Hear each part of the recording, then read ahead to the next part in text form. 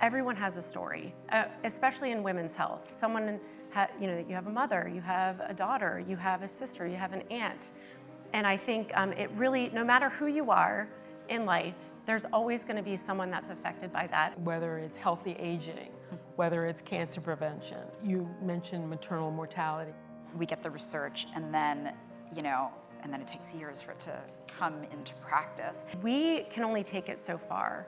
We're going to need the help from industry, the help from venture. Funding is typically not dependent on the federal government. It's philanthropy. I created the first venture capital fund for women's health, and that was just in 2018.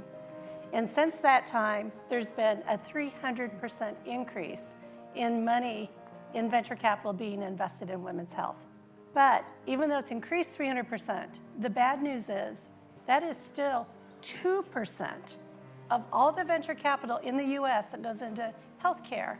2% went into women's health. To me, when I think about innovation, I think about access, I think that's the place where there needs to be a lot of attention. I think that the private sector and these startups can have a really big impact on communicating and storytelling through the brands that they build, through the marketing that they invest. I think there's a lot of consumer education that can benefit everybody broadly. It has been, I think, a really important moment, and I think we're very much at the dawn of that time, and I'm excited.